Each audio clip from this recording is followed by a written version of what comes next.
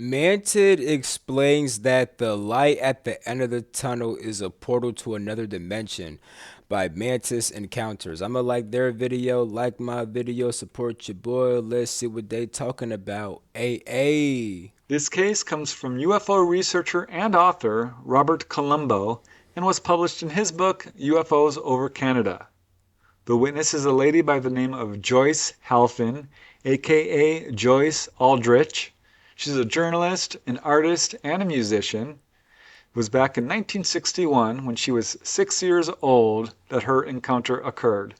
She was living in a row house on Eastern Drive in an Ottawa suburb called Alta Vista, not far from Rock Cliff Air Force Base. You can see it here.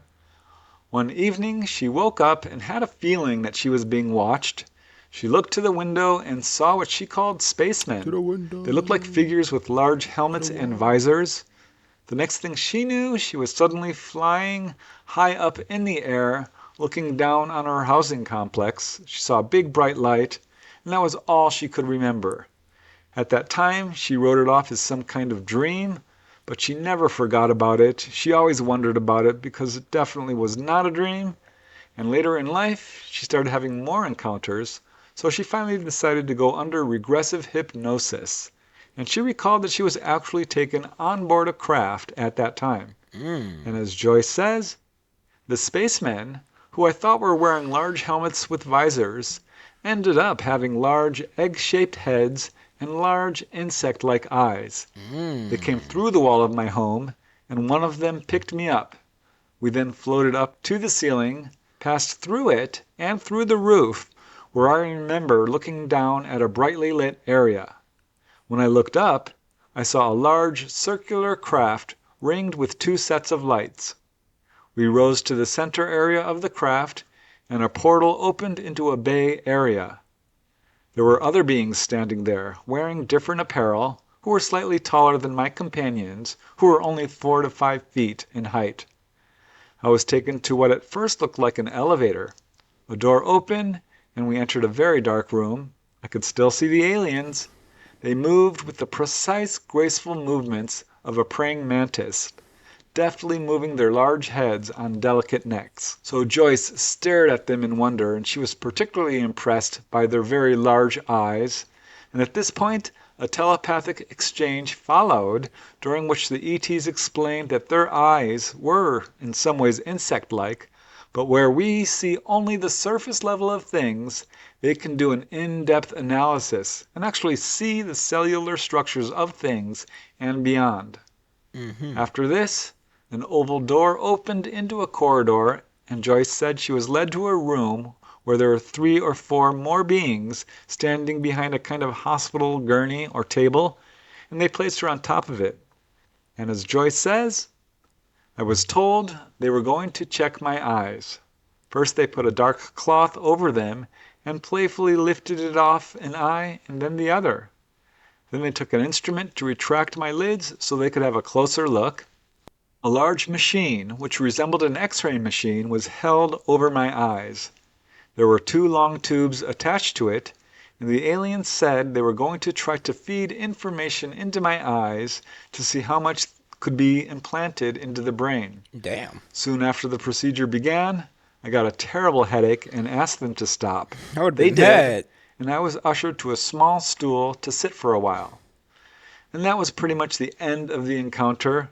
Shortly later she was brought back to her bedroom in the same manner she was taken. But later she would have other encounters. A major one occurred on June 29, 1989, when she woke up to see 4 beings in her bedroom, each about 7 feet tall, with extremely thin arms and legs and very small heads. She really The couldn't mantis like her, recall huh? anything else consciously, but under hypnosis she did remember that she was again taken up through the roof of her house into a sort of boomerang-shaped craft.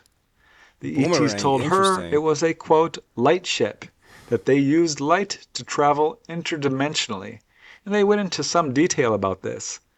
They told her also that the current Earth space program is doomed to failure, but that eventually physicists would learn how to use light to travel interdimensionally. They Okay. told her that humans are largely stuck in the third dimension and that we think that death is the only way to reach a higher dimension, which they said is not true. They talked about the tunnel that near death experiencers see, and as Joyce says, the light at the end of the tunnel is actually a portal to another dimension.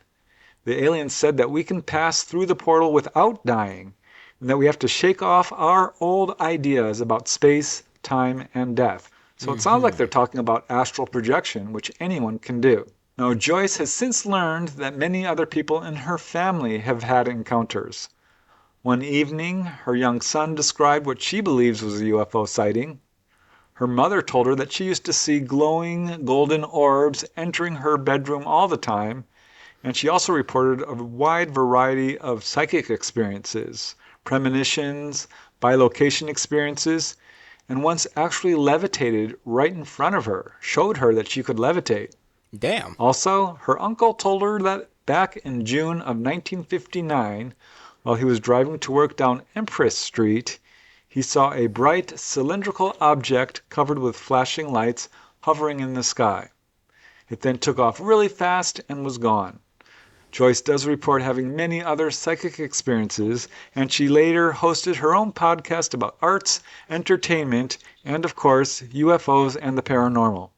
There are lots of details in that case that I found particularly fascinating. How the ETs described to her that they travel interdimensionally, I found that fascinating. Also fascinating to me was how she I described think the the history of UFO I encounters think the whole in her story is fascinating, family, to be honest. and especially with her mother, who reportedly levitated.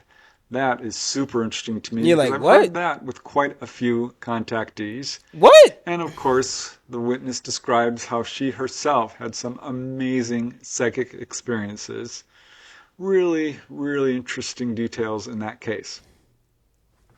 It was interesting. I'm ending it right there. Let me catch my next video. Peace, don't freak out.